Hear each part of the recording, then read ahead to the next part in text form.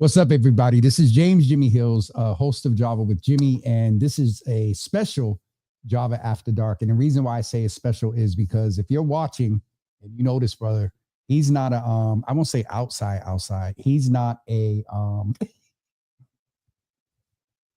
we have guests in the studio, and I man, you didn't even wait till the end. We have a guest in the studio, but this is a brother that I met in times of need when I was working with Mayor Menino. Could have been right before that, but definitely with Mayor Menino. And he was a resource to our community. It's not done as much anymore, but when there are homicides in our community, the Louis D. Brown Peace Institute was the main producer of a lot of the buttons and stuff that, a lot of us would wear in memorial to our young people. And so that's how we met. And so I don't know who that. Who did I get? Find my iPhone. Sorry. That's the government. They trying to interfere. Let me turn this up. Yeah, that's what I'm saying. Cause they found out you about to get me. No, sir. And that's not funny, right now, especially with what's going on. So Mario Rodrigues is here. He's a good brother from community. And so Mario, let's start with, we'll get into your story, but I just mentioned, jokingly the knock about, my phone being tapped. But as a Black man, as someone who's from Cape Verde, who may have family who has, immigration issues, I know you don't do the politics in the BS of it, but enough to stay woke. Just is what's going on with immigration impacting the CV community like it's impacting others right now? So first, thank you for inviting me to your show. And second, if I can give my condolences to a friend of mine, John Vega, who just lost his son 2 days ago. Also to John Barrows for his son, the loss of his son, and all the other Cape Verdeans who for the last couple of weeks have taken a hard hit. To answer your question, this just started happening yesterday, and it's only been 2 days since the new administration. Yep.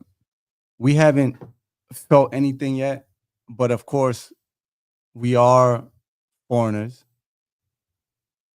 We do have family that are not citizens. We have friends, so of course, I'm concerned for all of them. What's going to happen? I don't know, but I am concerned. Okay. I wanted to give an opportunity to talk about that because I'm sitting and watching what's going on, and anybody, quote unquote, and for some folk, it's interesting now. Anybody who is not a natural born citizen here, it's just the mental health impact of having to wonder, we're going to get into some of that later. So Mario, I got you, James. Yo, so that shows how long we know each other. Because if he ever calls me Jimmy or Java, and I respect this brother, I would mess with him, but we would fight. And so that just shows how long we've known each other. James, it is, bro. James, it is. I got you here, and I'm surprised. What caused you to put the post up the other day about you wanting to be active? And we're going to talk a little bit about your story, but why now? And it's not just really now, because you are actually a producer. You are a producer in the film industry. And so tell me about the post, and then we'll go into your story, and we can talk about the film you produced too. But why now? What compels you now to sort of come back out? I think my brother that's sitting right here, and he's not in the camera shot, has been telling me for a while to do it. My other brother that got deported. And when we say deported, it doesn't mean you're illegal. Okay. I mean, it doesn't mean that. And people, things go over their head. He's been here since he was a baby legally, but when you commit a crime, the easiest thing is just to send you back and pull that Fidel Castro, send all your criminals away. Right? So they've been telling me, and we've been working on writing scripts. We've been working on books. And I think just now it's time, 2025, that we just start telling the Cape Verdean story, because I got tired of explaining the history over and over again. Mm-hmm. And I was like, you know what? Like, it's time for us to tell our story. But I wanted to open up, something to have a dialogue for us. Yep. Because I deal with so many brothers from everywhere, from within the Cape Verdean community, but outside also, but within my community, that they talk to me from different hoods. Yep. Right. They all want the same thing, and they all tell it to me though. What is it that they want? They want to be able to live in peace. Yep. They want to be able to raise their kids. Mm-hmm. They want to be able to live the remainder of their life. Yep. They want the killings to stop. Yep. And I understand that you can't tell it to the next man. So I'm like, you know what? Yep. We're going to open up a dialect. So if I invite you onto the podcast, yep, you're going to be able to say it, and anyone that you don't get along with mm-hmm. is going to be able to see it. And then they can come and share their story, and also look at you as he's over it. Let's keep it 100. We've seen in the media and press before that brothers have, went and did their time, or they went and did their time and they've come home and they're like youth workers and stuff. Mm-hmm. And we've seen incidents where past have mm-hmm. caught up with them. Mm-hmm. Is that part? I see that has, what you're talking about, has the ability to sort of stop that. You know what I mean? Because it'll be public, sort of in a sense that, yo, bro, got a family now. And the reason why I asked you why of what they want is there's a narrative that the media, government and stuff put out about brothers who have made, let's keep it 100, made some interesting decisions because of life, maybe. But I think the model that you're talking about has the ability to buffer that. You know what I mean? That where, I heard such and such is home. You get them first and get them on the podcast. You know what I'm saying? So that's a buffer to that. So that timing is, and I got to mention 2 queens that are on. Mm-hmm. First one, that I got to mention is this young lady. She's about my complexion. She got long hair. She's a co-director of a. At first, Rachel. At first, he was like, maybe he thought it was Tina. But his wife is in as well.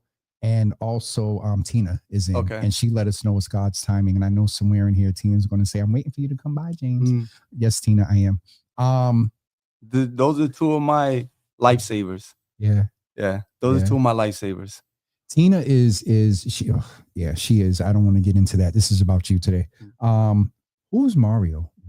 Who? Tell me about Mario, your journey. What about you do you feel the audience needs to know that built to who you are today, where you are comfortable, good, bad, and ugly? Because I had a brother on last night, Carlos and I have talked, Darren and I have talked, and I'm being intentional about brothers being able to come and tell their stories and have real dialogue, because we need that, so who is you? First, I'm old. So I want to get that off the bat, that I just turned 48, and I've been here since I was a baby. I came here when I was 6 years old. In the 80s, I got here in 82. So prior to, if you wasn't in that year, you can't tell me anything. Like as far as like the violence, right? Yep. Can't tell me anything. So through the 80s, I witnessed the racism amongst all cultures. Whites against blacks, blacks against Cape Verdeans, Cape Verdeans against. We're going to talk about that too. I want to hear your perspective on that too. Yep. I went through that phase of dealing with the racism. Then I dealt with the fact of the crack era when it came, and it changed the environment, and was part of the reason of meeting so many Cape Verdeans throughout the neighborhood. Then the 90s, I went through the gang, like the height of the killing. I had to deal with that aspect. Now, 2000 that I had to deal with my brothers. When I say my brothers, I'm talking about all the Cape Verdean kids. Those are my little brothers, yes, all of them. Yes, I don't care from which neighborhood. Yep. Those are my little brothers. Yep. So it kind of changed me from when, okay, I'm banging in the 90s, for our survival. Now I have to deal with my little brothers that I have to watch get swept in this shit. That was a different mentality for me. Okay. You know what I mean? Yep. And then to now we're happily married. I can't ask for anything else in life. I have everything, like I'm blessed. Yep. But the fact that my people is still hurting. Yep. Is still something that I don't have. That peace of mind with them, I don't have. So that's what I'm still continuing to fighting for. And you gave me, I'm gonna mess with you and pry because you gave me 50,000 foot view. When you said that that period of the 80s, no one could tell you anything about violence. You said for a reason. After the in the 80s and in the 90s, where you're comfortable, how did the violence influence you? And then how did you, influence the violence with where you're, comfortable sharing? Because I think this is in real time. I'm going to model a little bit of what I see you doing with the brothers. You have a different perspective because to some extent what to ask and what not to ask. But tell us a little bit about the 90s, because that I think is so important for some brothers that may watch on YouTube that may not know who you are, that may have a past too, and could be 48 and just now having this realization that they can contribute and have the wife and the family or whatever. So tell us a little bit about the 90s and what makes you, because you're impactful. Cats trust you. You can walk. You got street cred. Everybody can't do that. So, I'm humbled by that though. And I don't take that lightly. You know what I mean? I don't take that lightly. But that's not the first time you heard that. It's not, but I'm still always going to be humbled by that because it's that trust. Absolutely. Yeah. You know what I mean? Yeah, yeah, absolutely. The trust factor that I have amongst them, it's not anything I take lightly. Yeah. And I hope that they know that and that they know that I would never violate that. Yep. Or misuse that. Yep. Yep. And when you was talking earlier about the politicians and about people coming out and how they're going to do things, I don't look at none of that because I don't care about none of that. Yep. I look at like if you come out and you need help reassimilating, I'm going to be there. Yep. If you come out and you're going to start to fade back, well, you already did X amount of time. That's on you. Regardless of where they're at, I'm going to be there to be with them. Yes, sir. I'm going to be there to give them my advice, to give them my love, my loyalty, and I let them know what I'm doing though. Like what I'm doing. And what I'm doing is for the benefit of us. And when I say you got me taking notes. Go ahead, because I got a couple of follow-up questions. Go ahead. When I say us, yes, I'm talking about the Cape Verdeans directly, but I mean us as a Black people in general. Yep. Brown, Black people in general. I care about our community and our kids and our future. You know what I mean? Like 30 years of just killing. And within our community, 60 years of African Americans, killing amongst the kids. If I can be here at my age and to show them the wisdom is just, listen, man, like it's happened over and over and over again. You know what I mean? Different generations over and over. And that's why the podcast, I'm going to bring on people starting from the late 70s, and just show the repetitive. The cycle, like the repetitive, but tell their story. Yep. The repetitive, like none of us is above this. It doesn't matter. Like even with these kids right now, it doesn't matter what you think you're going to do right now. It doesn't matter, bro. Like no one is greater than this beast. You know what I mean? What kind of impact, you mentioned in 30 years within the CV community, the 60 years within the Black community, and we're going to get to the Black and CV thing. And I didn't even touch on the 90s. We'll get there too. But when John Barrows ran, that issue came up and it just baffled me. It came up for him. Liz got attacked because I forgot who was running. And she had backed somebody else, and she was getting some heat from the CV community. So I do want to talk about that. What kind of, and we can talk a little bit, you can speak to some mental health stuff. As a man, as a community, you can speak to both. What do you think the long-term impact of constantly dealing with that? We hear the terms, the space you work in, I know you hear compounded exponential trauma. What does that do to our community? From your perspective as a Black man who respectfully knows it from being in it and then working to prevent it, console people, what does it do to our community? I think it doesn't let us move on. And even as a grown man, like I'll say, like, when I was a kid, I used to see the homeless, like I'm not gonna call them homeless, but the older heads that still be on the corner not doing shit because their mental trauma wouldn't let them pass the block. Yep.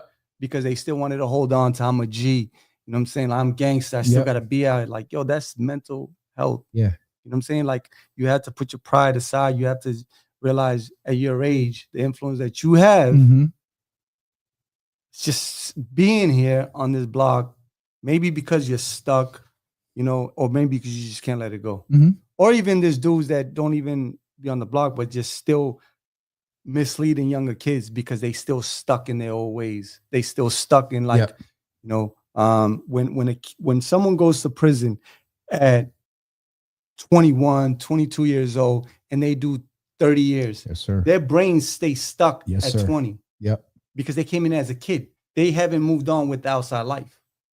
You know what I mean? So a little bit deeper there, because there's a lot of brothers that there's this, okay, when we were younger in that cycle of the 90s, brothers that got 20 years and whatnot.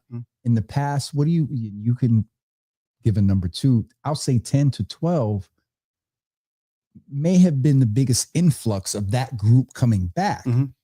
And so with that being said, they're coming home with psychosocial issues, being entreated as a 40, 45-year-old, but you're saying that the mentality is still what it was when they went in. Because their time freezes. Everything that they known stay stuck when they went in. Because now when they come out, for example, they have to readjust. Like, yo, the train, now we use cards. Like, I used to use tokens. Like, there's no more cell phone. What is this internet? Because your mind is going to stay focused on the last thing you left out here. That part I get, but you were talking about like a different mentality that still, you were talking about the maturity. Yeah, because when they come out, like, I know, I have too many friends when they, that's involved in this shit. You say it's after dark, bro. You good. All right. But when they come out, not all of them, and please, anyone listen to, I'm not trying to categorize everyone in one boat. Yep. Right. But when they come out and you still want to be a part of the hood and you still want to be a part of the block, you did 20 years, 10 years. There's a bunch of new kids here now that's taking over. And for you to try to, instead of you coming out and being the bigger homie, and learning your lesson, you come out and you try to readapt to kids. And for me, I could never adapt to a kid's way. A kid that I would consider my little brother is going to have to adapt to my way. And that's for me giving them my advice with the best intention possible, and for them to look at it. If I'm going to try to help them, I cannot sink to their level. They're going to have to rise up to my level. Like, I took my leadership role from my hood. I took it too serious because of my little brother. My little brother taught me, he fucking taught me a lesson of what I did to help almost destroy his life. And I never would want to do that to another kid. Yes, because I did not understand, me being too young and not having an older father figure. I did not really understand the influence I was having on my little brother. Like, man, I can't tell you the things I had my little brother doing at a certain age that he had no business. And once I started having other little kids around me, I love, I can't say this. enough. I just love the kids in my neighborhood, bro. Mm-hmm. You know what I mean? Yep. I love them to death, and I want better for them. I do not want them to continue the path of losing their life. We have the grave site with all of our friends there, you know, and when I go there, I have to clean every single grave site. You know, there's probably, anyone can correct me if they're in the group chat, there's probably about 80 of them in the same little area, and I have to clean every single grave site. 80. There's about 80. Am I over a period of the about time in the 90s from the beginning of our feud? Yep. You know. Yep. And I have to clean every single grave site just because it still burns me that they're gone. Yes, sir. I still have to look at their kids are here without a father. Mm-hmm. Their parents are here without a child. You know, the friends are here without a friend. The siblings is here without their brothers or sister. You know what I'm saying? Like, I cannot let it go. Yes, sir. You know what I'm saying? Yep. So I cannot come out and try to act like a gangster with these kids with no fruitful vision. Yeah. You know what I mean? I can't do that, bro. Like I if I'm rambling, I'm sorry. But no, like, this is good. My biggest fear, and mind you, man, I had close to 100 little kids follow me. And my biggest fear was for one of them, just one of them, to go to prison for life as a young man, 17, 18, and do life. And then for him to grow up in there and say, damn, I'm really in there doing life because of Miz. You know what I'm saying? Yeah. Like, I'm really here because of him. Yeah. And it's not random. And at one point I was going to say you're the perfect guest because you had said something. I'm going back to my notes. There is substantiation to what you said about the brothers coming home and the generations. We had known a couple of years ago that some beefs that were happening were on the same block, but between a 19-year-old and a like 45-year-old. It does happen. It happens.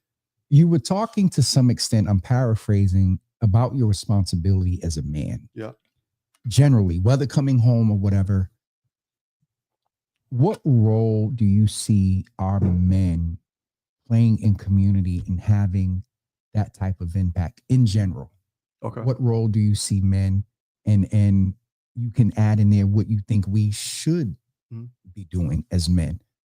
So first, I'm surrounded by some strong warriors from every neighborhood in the Cape Verdean community and outside of the Cape Verdean community. Yep. I'm surrounded and blessed to be surrounded by them, right? But I know within the Cape Verdean community, a lot of them cannot deal with each other. Yep. Right? And then he just in the CV community. But their role, even if they like it or not, is influential to the kids that are looking at them. Yep. Right? Yep. If their role was positive, and even if they push it, even if the kids don't get it right now, but they got to remember, like, the kids are going to get older and they're going to be like, damn, like, that's what he was talking about. Yep. Right? Your role is like, you have influence. Yep. Even if you got deported, if you're in prison, if you moved out of state, your role is still important because they're still in tune with the kids. If it's from the prison and his telephone calls, visits, or just hearing word of mouth, like, yo, you know, like the prison and the street, the communication is crazy, but the kids can hear it. You know what I'm saying? Like, if you're overseas, they have on the islands, they are still powerful in their own ways, and I like to tap into that. Yep. You know, because I don't want them to think like your life is over because you're doing life, because your life is over because you got deported to the islands, you know, because you moved out of state. No, like, I know the power of communication. I know the power of your reputation. And we have, like, that's what I want to harness, all of it. Yeah. I want to harness it. And even if they make a call from overseas, like, bro, like, if they make a call from overseas to the kids here and they say something, it's going to be done. But the problem is, like, if you make a call and you say go and harm someone, it's going to be done like that.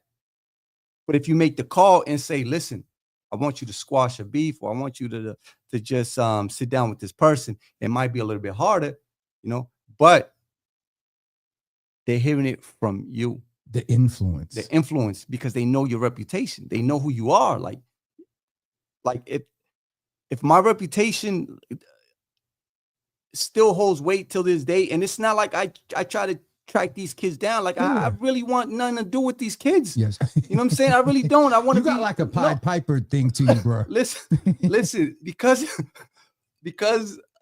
him, my other brother, I really want to grow old with my wife and just be left alone. But it's like, okay, these kids will still find their ways to look for help. What did I say in the beginning? The trust. And dude, let's keep it 100.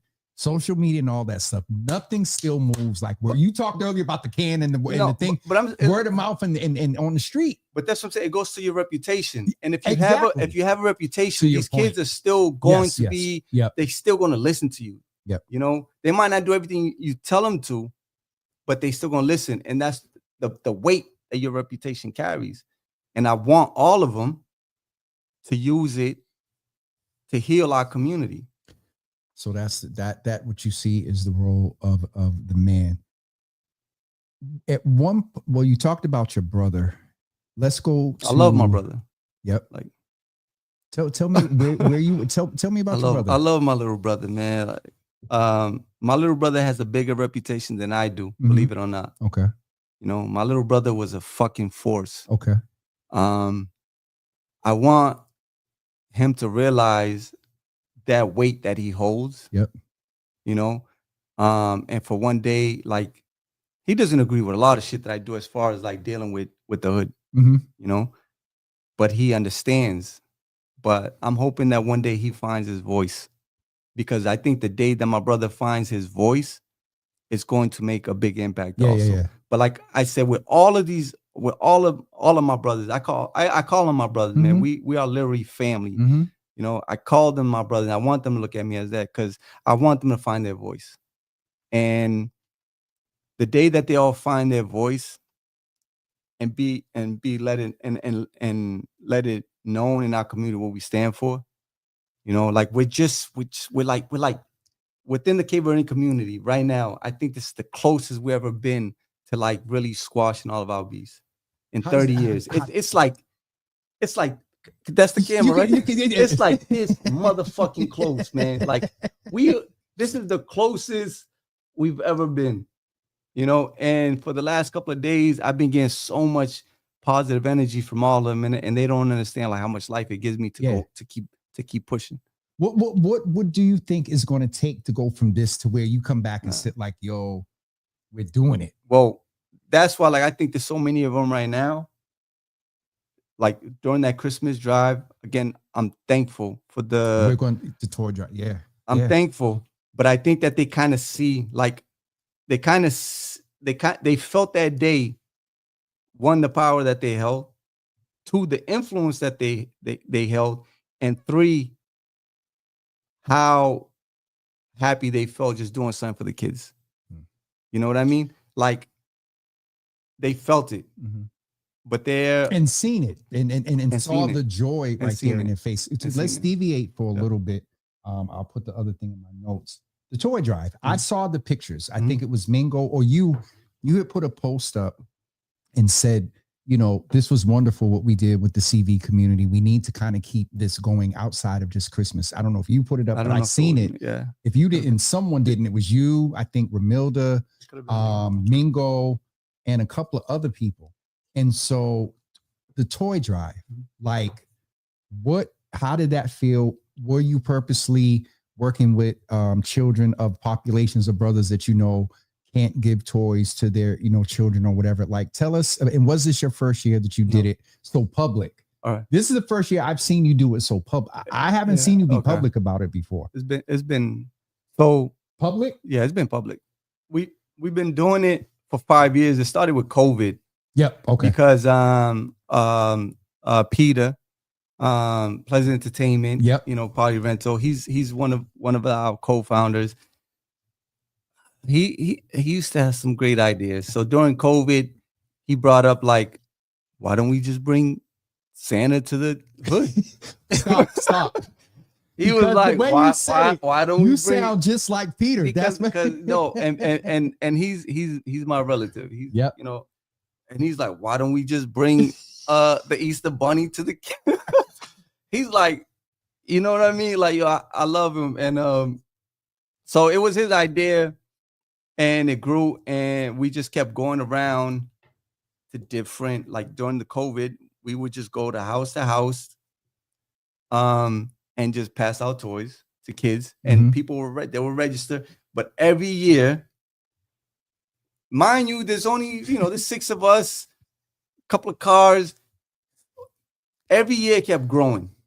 So then it went from 200 kids, 500 kids, 700 kids, just Dorchester, then and Roxbury, then Mattapan, then Hyde Park, West Roxbury, then Brockton, Randolph, and we was like, yo. But then Pied Piper, go ahead. We was like, yo, it's becoming too much. So this year we did something different because my brother here again sitting down there, his name is Sotero. He's shy. We at least need to, at one point you'll come and say hi to the people. He was like, but Johnny, Fresh Tires, I can get promos. Yeah, if it's coming from you, of course. He's another. If he gave to the toy drive, hell yeah. Nah, he's the oil that greases the wheel. Okay. So he's like, listen, we can't continue to keep going like this because we're going from 1 day to 2 days, like delivering toys. So he's like, I'm gonna just buy a bus. So he bought a fucking bus. He bought a bus. If y'all know Johnny just buys shit. You know what I mean?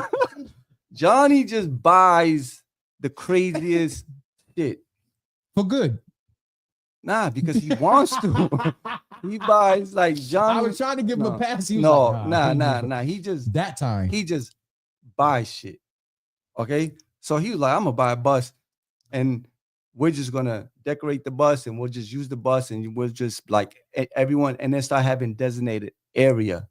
So we started, everyone meet us at this place this time. So we did that. Then this year, my brother over here was like, yo, Miz, and they call me Miz or in the neighborhood. So he was like, Miz, you should just ask all of the homies from every block to just get involved. I'm like, yo, I'm past that. I'm not even, because they're not going to be honest, so I'm not doing that. He's like, nah, but just ask them, and Thank you. And he was like, they might do it. And I'm like, nah, I don't want to. You know what I'm saying? But he was like, do it. So to my surprise, when I send out the text to every hood, and everyone's like, yeah. They was like, yo, if you with it, we with it. And again, it goes back to the the reputation and humbling me, and for them to just go off of that, not knowing, just taking a leap of faith. I was gonna say a chance, a chance, and just like, yo, if you're with it, we're with it. And that also, I can't take that stuff lightly, and I have to just thank them all, and just and the women that, like, we have that event show me, yo, we have some powerful women. Yeah. Sally. Don't name names, because if you forget one, you're gonna get in. Yeah. But I'm definitely got it. Romilda, like, I'm just like, we have some powerful women that when they ask, the men step up. Okay. And I don't want to leave them out like that. Can I ask you, Mario? That's Christmas, and there was some, not saying this, but there was some, with the turkeys and Christmas, there's always this thing of, why don't we do stuff throughout the year? And so with that energy, what is to come next from that? Like, what is your goal, like, all year long, to keep that energy going? Do you see it developing? I'm going to be 100. Do you see the potential of that almost developing within the CV community as almost a Black Pantherish type? I don't know. You know, like I think that I think with all of them, like even today, you know, last couple of days, with all of them talking, even from the kids, like mind you, I deal with the kids in different hoods who are still carrying on that generational beef. You know, like I still deal with them. And for the love of God, don't fucking kill me because I'm cool with everyone. You know what I'm saying? The kids, just listening to them and their vision, what they want, you know. I think there's so many of them now, even with the older ones, a little bit younger than me, from that toy drive. I think there's so many of them that is in that leadership position that all I want to be able to do is provide them with resources, to push them too. To push them. Yep. Like their ideas has been phenomenal. Okay. The last couple of, like today alone, the amount of ideas that I heard having breakfast with Beats, having a conversation with each of, you know what I'm saying? Like the ideas, and even, you know, my homies over there on the island. I speak with the people with the brothers deported on a regular basis, probably like once, twice a week. You know what I mean? And just them, their leadership is just beautiful for me to just step back and just kind of give them the lessons that I've learned and the resource that I can provide. That's it. You know what I'm saying? And let them be the next, because like I saw that one of the problems with leaders is that you try to keep that to yourself. But if you're trying to develop the next generation or trying to save the next generation, you want them to become better than you. You know what I mean? Yep. Not suppress them and like, I'm like, you got to come to me. It's control. Control. Yeah. I don't want that control. I don't even want to be around, blood. I don't want to be around. You got a natural, and I'm listening. There's some things that I knew, but I didn't know in the detail and in the numbers to the extent of the influence you have. And it is dope that you made a conscious decision to use it for positive, because some people would not, and make a conscious decision to take advantage and soldiers and all that other stuff. And one thing I know about you, and I do want to kind of deviate and go back. Well, you weren't there, so you can't really tell it, but the food night, but at least you can tell it up until that night. Yeah. But I saw there's a brother, and every time I see him now, and he might get me, but I remember that y'all were almost grilling dude to get a house. He was in his 20s. To get out? Get a house. Get a house. To buy a house. Oh, okay. I remember Peter. I was somewhere after the Christmas thing, in the midst of whatever. It could have been that night. And it was brother, hold on. They was getting Okay. So every time but I don't even say what's up to him first. I'd be like, did you get your house yet? Yeah. And he goes, no. Yeah. But you all do that to fight. So let's talk a little bit about what you do with the young men at MBK, or just doing, like, there's financial literacy. There's like, let's talk a little bit about that part, because you talk generally about what you're doing in Christmas, but there's some in-depth stuff that you all do to life skills, you know, with the young men. Tell us about that. So one, like we do push the younger brothers to advance. Yep. You know, if it's getting their credit right, if it's buying a house, getting into a trade, whatever it is that they want, it will help them get it, but we give them ideas. Okay. You know? Yep.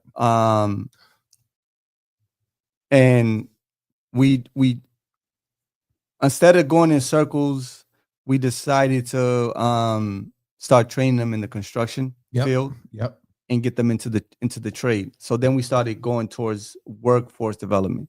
So one of the things that we just did now, like you said not to name names, but I can't help. Go ahead. But to name, because I think that these are brothers that have gone through the bullshit, rised out of that flame. Give them flowers, bro. Give them their flowers. Like they rised out of it, they still influential, and now they own their own business. So again, my brother here applied for a grant where we want to take the kids now and put them into the trade where these brothers own. Like it's construction, it's carpentry, it's HVAC, it's plumbing, it's electricians, auto body repair. Mm-hmm. These are all just the brothers that came from our neighborhood that owns their own business now. So we want to take the kids now, put them in each area, working with them directly. You know, we'll match them with the homie that came from their block. Okay. So like that, they're underneath them and not somewhere else. Respect and but with the grant is that they own the business. They're going to get the help, and we're going to pay for the help, and the kids are going to get that training and that nurture. You know what I'm saying? Yep. And then we can take them and put them from there. They can go into the school, because you need the on field to get into the trade. So I'm a little familiar with that model that you get the book and you got to have all these certifications and whatnot for your interview and all that. And so, and let's be 100, some of those trade fields are not set up in a manner that folks look like you and I. That's easy. But that's what we don't care about them though. We don't care about that shit. Yep. You know what I'm saying? Yep. Come on, give me that. Yep, because like we already experienced that. Like I applied to the union several times. Yep. You know what I'm saying? Like when I was a kid, which he said when he was a kid. When I was a kid, in 20 or something, no, right? Oh no, when I was like 19 years old, I applied for the construction and I applied for the electrician. I passed the test.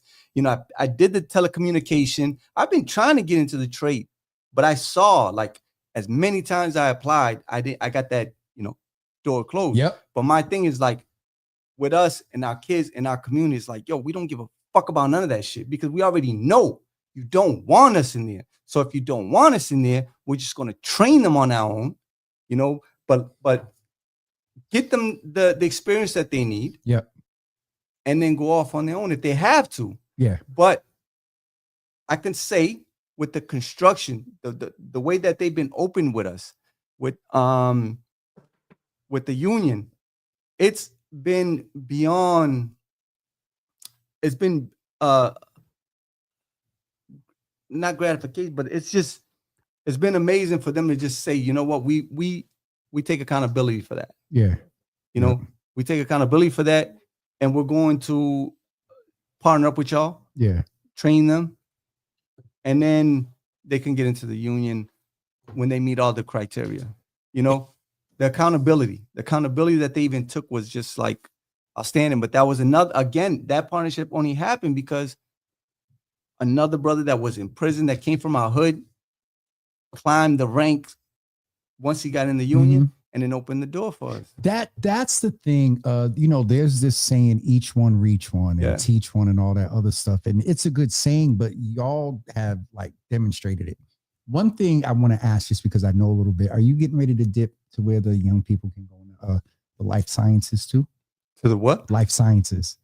Like the biomed, the life sciences. You got that one, huh? Yeah. We're about to get them in there too, huh? We want to look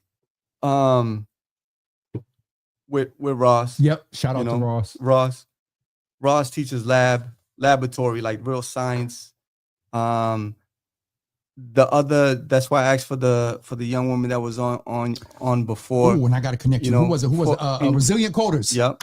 Coding. Yep. Where we already partnered up with someone that teaches drone, like being a pilot, building, repairing, you know, getting your pilot license for that. We're looking at the future. We're trying to partner up with MIT for robotics, AI. Yep. You know what I'm saying? Like, but we're trying to be So I was you're the perfect guest because I have questions in my head, and you said self-sufficient, and you mentioned bro got a grant, but where does this? Are you being supported in any manner, either from grants, the city, because there is obvious violence prevention. thing going on here proactively. How is this thing maintained? It's maintained because the Peace Institute helps us. Okay. You know what I mean? Yep. They support us. Shout out to Clementina, Allie, yep. My wife Rachel, Milton. The Peace Institute supports us, and she's been the main reason why I haven't, Clementina, like why I didn't go over the edge when I met her. You know what I mean? Yep. And because they support us, they help us with the grant writing, they help us, with the space, so my heart and loyalty is always going to be to the Peace Institute, no matter what. It's been how many years? It's been 20 years. You know what I mean? 20 years. 25. I went to I met her in 2000 and to Menino in 07. Yeah, I met in 2003. So you was already there by the time I started like reaching out. Mario, this is family. Yeah. We need buttons. Yeah, I met her in 2003, and when she, like I mean, I know I told her, but like when I met her, I was at my lowest, man. Like I was at my lowest, but I needed her help to save another one of my friends' life. But she ended up saving my life because I had like I was just a crash dummy, and she gave me that guidance. Go down that road. I don't. It's hard for me now. I know you. Yeah, I know you thorough. Yeah, I know you don't play. Yeah, I know that. It's hard to imagine the crash out. Yeah, I was a crash dummy, but that's why these kids, like not even the kids, but my peers, even when I came out, like I was a fucking crash dummy. You know what I mean? Like, and the whole point of me was coming there was to do the whole history and launch the podcast. But my neighborhood followed me because I wasn't a warrior for a block. I was a warrior for our people. I was at war with half this fucking city. Me and a couple of my boys, most of them, we all crashed out at the same fucking time and just gone. Crashed out, yeah. You know what I mean? But I was a fucking crash dummy. And I had lost all sense of morals. I mean, I had none, and they brought me back to my brother and this kid who got killed for no apparent reason. It all started coming to me. And I had to like sit down and think like, how the fuck did I lose my sense of self? Like, how did I stop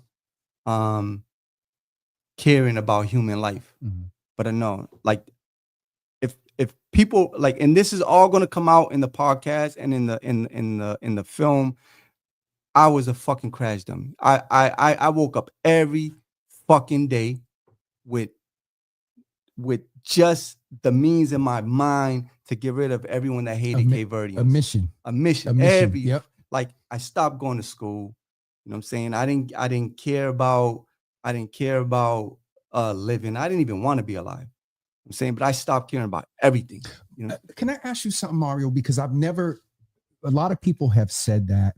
And when people say the thing, I didn't think I was going to make it to 21 and 25. I've never went down the road. The 90s was different. The 90s was different.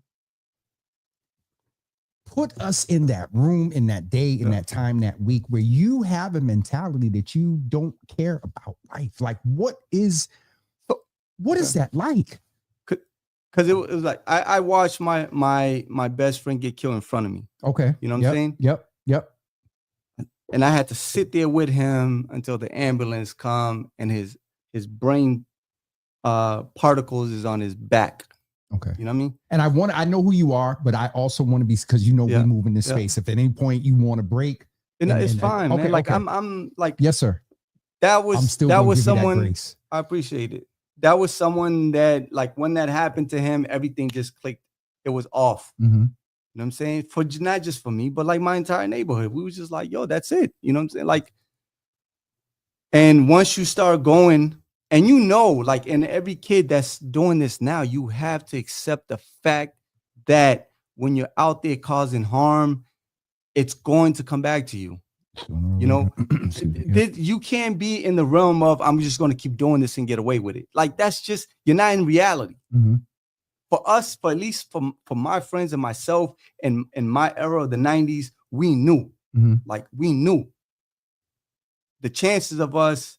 And I like when I said 80 of us Cape Verdeans buried in one area, right across is Boot Hill, which there's thousands of young men and women from the African American that's buried there, and some of them don't even have grave sites. You know what I'm saying? From the 90s, thousands. But we knew at that era, you wake up today, you try to eliminate as many enemies you have. Maybe later on today, you're not going to be around no more. It's not like to maybe tomorrow, like no. The reality is, you might be here today. The saying is, you might be here today, gone tomorrow. No, our mentality is you're here today, you might be gone later on today. Tonight. You know what I'm saying? So it's like if our mentality was if we're not going to be here later on today, let's make sure we eliminate everyone as much to just but our war was different. Our war was just for straight survival as a race, because it wasn't a lot of us. And we were just like, yo, we just can't keep getting robbed and beat up and tortured every fucking day. We were Cape Verdean. Because you don't know who we are. And I mean, now that I'm older, I know that was internal racism towards them, which my brothers, that they leashed on just not Cape Verdeans, but Haitians. Yes. Jamaicans. Come on, bro. It's not just black and white. It wasn't. Come on. So that's all. Like back in the 80s, the racism was real, like amongst us. Let's have that, because my brother-in-law was on, and I know where he's coming from. He said, "What's the difference between black and Cape Verdean? They're both the same." Yeah, I agree. Yeah, I will say this: that I think that I say down south, African American, if you don't have your connected roots to Caribbean, Afro-Caribbean, whatever, you're limited in culture. It ain't no beef. There is a benefit of being black and then being able to also within black, notice what I said, within black, say Cape Verdean. And I noticed that, I don't know, it's been only like, it was like the middle of last year where I was like, I'm kind of like disadvantaged, because outside of our traditional American-driven African American, we don't have traditions from Cape Verde. We don't have like that, and like Caribbean and Afro. And so for me, it's a plus. But my biggest awareness, my first awareness of Cape Verdean community was at Madison in my freshman year. So that was 87. And then the issue about Cape Verdean and or black came up when John Barrows ran for mayor. And I was with John, and I have an adopted CV card. So but let's talk about that, Mario, because I'm a diaspora person. Across the diaspora, our numbers are better together. Black, Latino, Afro-Latino. The election and some of our Latino brothers and sisters that didn't vote for equity, that it changed my view. I'm gonna be honest on the diaspora. I hear you. But this CV and black thing, what is your perspective, bro? Like, so I consider myself African. Yep. I'm Cape Verdean. Yep. But the islands. Yep. Come on. African. It's an African country. Yep. They like it or not. If you look up Africa, you look up countries, you're gonna see Cape Verde as being one of the countries, right? I consider myself that, but our island was the port of slavery. You know what I'm saying? Like, you get taken from the mainland, you brought to the island, you're held there, chained, locked up. and then the slave ships would refuel food, water, whatever, and then they would start shipping you to the Americas. So we are Black. Like there is a big thing with us because we have so many different skin tone, but as a country, it's Africa. Like it's Africa. So I don't distinguish and separate us from we just say like, we are from this country. It's like saying, okay, you're from Angola, and you're from Senegal, you're from Cape Verde, and then you have African Americans, like, and African Americans gotta be real too. Like, you look at Africans like, y'all don't know shit, So you have to look at all the realities that we're all in the same boat. We're on the same boat. So that's got here on what is it? Came on different boats, but we're on the same ship. Yeah, now. We're on the same ship here, especially now. Like all this separatism has to end at one point or another, and you're going to find out this year or this Mario next 4 years. You're going to find out we are all on the same boat and need each other. And again, it comes right back to like it's time for us, as Cape Verde, to have our voice. Tell our story. And there's nothing wrong with that. Of like, I feel it is sort of a disadvantage. I don't have connections to my African roots. I got some Italian. I don't have connections to that. So my connections to my Black is within the confines of here. I'm Black in America. So me, it's an advantage. But when it comes to the issues and whatnot, in 13, when John ran and there was some thought of, some buzz around, oh, he ain't Black. It baffled me, bro. So like the division amongst us as people, as a people. Come on. It's going to be a longer conversation, but that's what we're trying to like bring it to be like, look, like my whole thing is like this year for us Cape Verdeans, like we need to kind of mend our wounds, use what we have right now, build and re-strengthen our community, because what we're doing to each other is not what our parents stood for. It's not what our grandparents stood for. And that's why I'm like, every time where I was scared to tell our story or to speak on myself was because I'm not trying to embarrass my people. I'm not trying to embarrass my culture. When we come in, doing this, we want to tell this story with dignity. Yes, sir. Because our parents and grandparents and great grandparents, had a different vision for us. They had they came here under some real harsh circumstances. Yes, you know what I'm saying? Yep. That if you are not from a third world country, you will never fucking understand what our parents dealt with. And some of us that came from the islands, including myself, you don't know what it's like to really be poor. Like I can go, if I came from the islands and I lived in the worst projects in America, I'm like, this is great. You know what I'm saying? Like, this is great. Really? I got you talking about like I got running water. You know what I'm saying? I got shoes. I got a kitchen. Like I'm saying, like we come from the harshest fucking environment, and it made some of us very humble, and it made some of us turn very rebellious. Yep. You know what I mean? So that's when like it's time for us to say, like, well, how did you go from your parents' vision to now like just straight killing each other with no fucking morals, of your own, of your own people. You know what I'm saying? How much of that do you think is system, and how much of that, and I'm going to ask you this because you can speak to it, how much of that you think is for some folks that just want to be in the game? Excuse me. How much, is it system influence? And because when I became a youth worker, this dude said to me one day, you're not going to be able to save every young person. Yeah. Mario, I went back to my desk and I cried. What do you mean? Every young person that how much of it is system?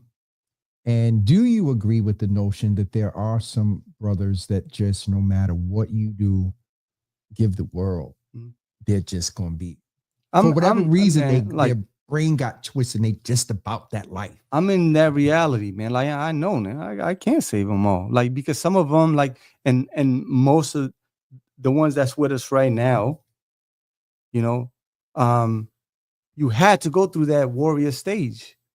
You know what I'm saying? That's all African shit, like to become a warrior. Like, and I understand, like, and I'm not trying to say with any bravado. It's like they had to go and walk through that fire to get burned and then feel it and then say, I get it. But I know when you're walking through that fire, some of y'all ain't gonna make it because I'm with I'm with that reality. So even for all of these little brothers, man, some of y'all not gonna make it. Say that. You know what I'm saying? Like, then I already just said it. But I'm talking to the camera. Nah, it's like, look, like I'm not bullshitting. Is that if you are really, really full throttle with this shit, just make peace with yourself and know you're not going to make it. I'm not cursing you. I'm not jinxing you. I'm letting you know the reality of this shit. I've been shot 5 fucking times, 3 different occasions. At some point, I was like, damn, can I go? You know, but you have to be in that reality. And some of y'all going to do life.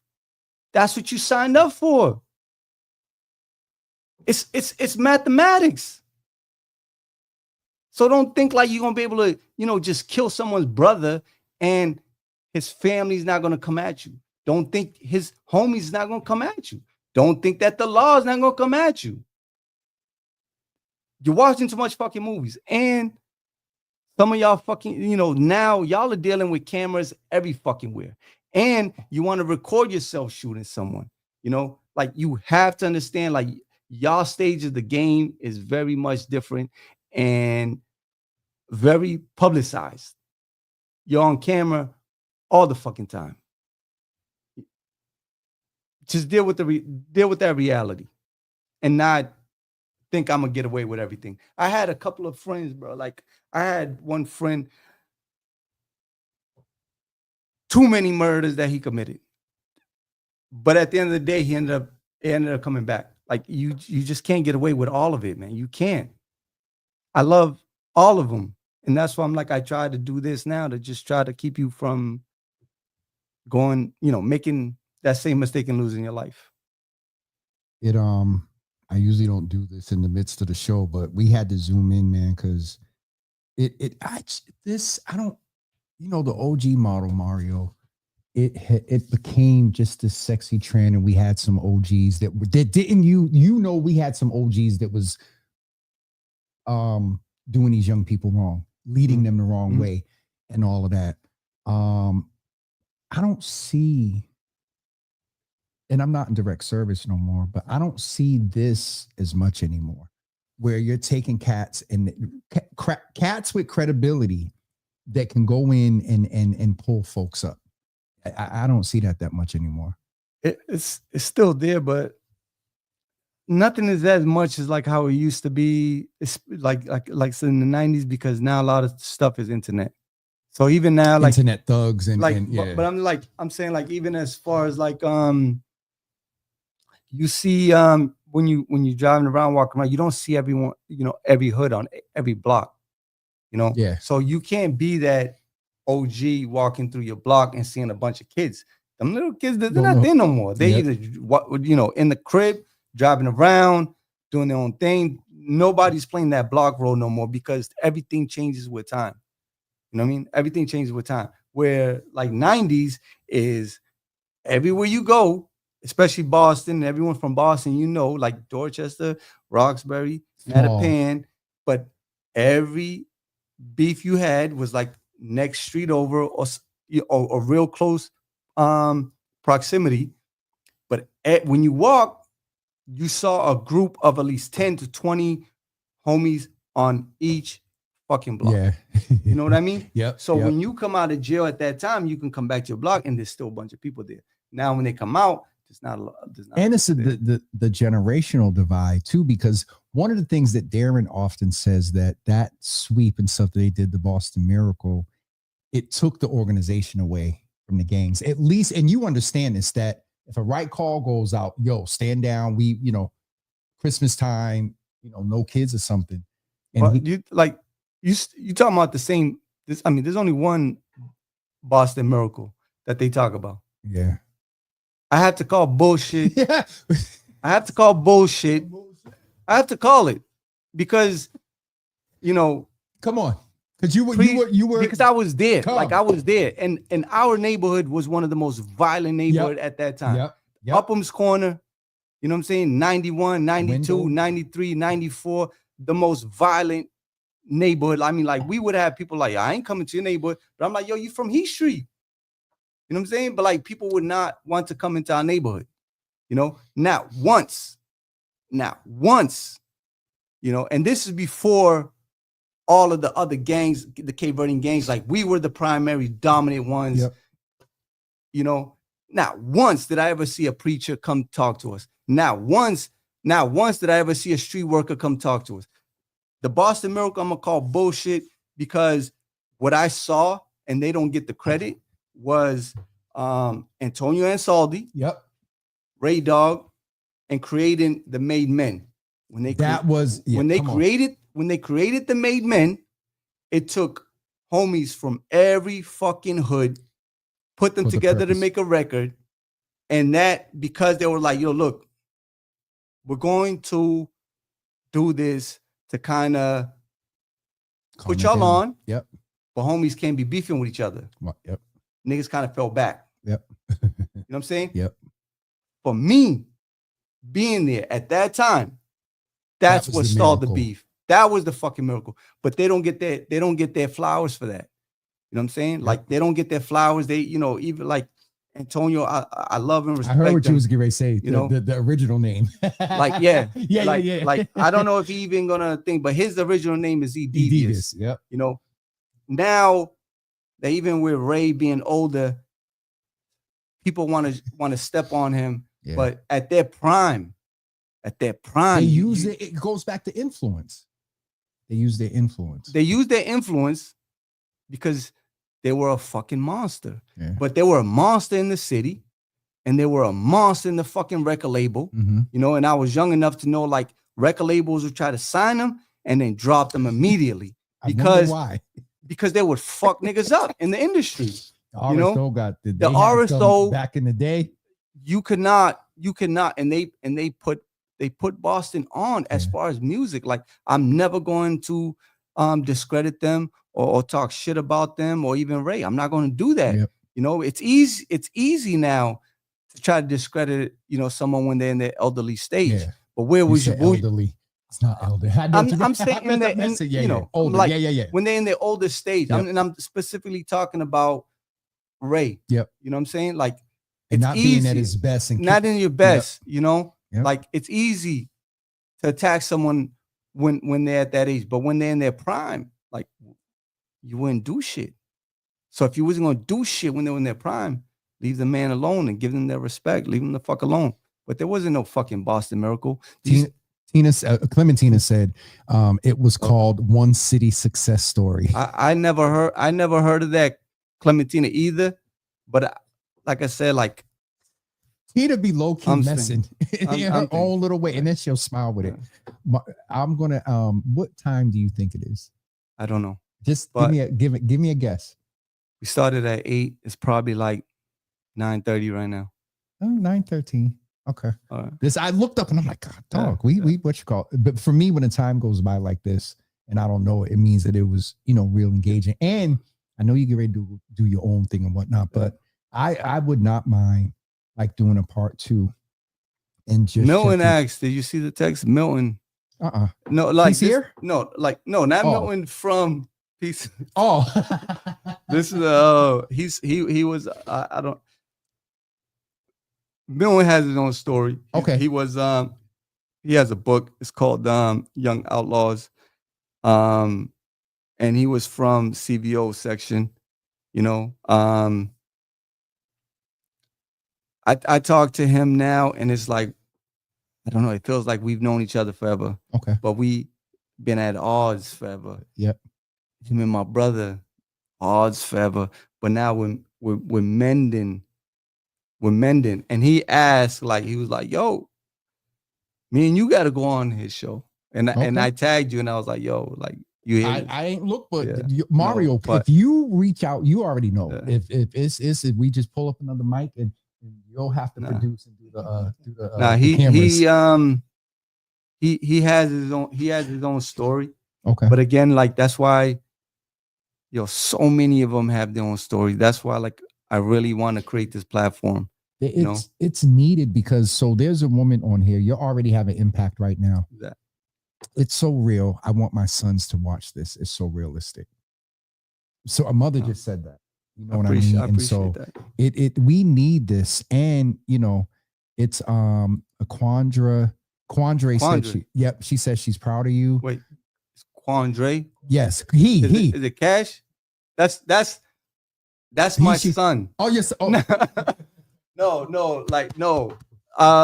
If he's there right now, yeah. All right. So I'm proud of you, bro. No. Tell him he's not my. He's not my biological son. You know what I'm saying? I got a few. But no, and for him to say he's proud of me, no, like, I'm proud of him. Okay. You know what I'm saying? His story alone, is inspirational, especially me seeing him. Which Mike? Mike, this is Mike's brother? Ramilda said that you were talking about Mike's brother. Yeah. Big Ramilda, Mike, Thick Mike. That's his brother. Oh, yeah. Mike, that's but okay. Quandre has his own story, but I've had him in my life since he was 14 years old, and him, Eli, and Pumbaa, like, these are all kids that, I've had since they were little babies. And they're part of the reasons why every decision I made had to be better. You know what I'm saying? Yeah. It had to be better because they're by my side every day, and I kept looking at my failure. They would follow that also. So, and being like, knowing that kids are watching me and with me every day, it's like, no, I know the BS of it. Yeah. Yep. I know.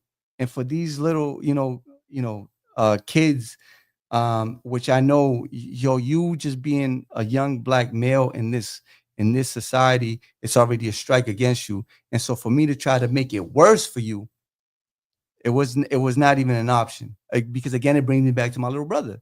So I'm like, no, every day, like, they don't understand the inspiration that they will give me. For every day, I'm going to do better. I'm going to be better, because if you're following me, I want you to do the same fucking thing.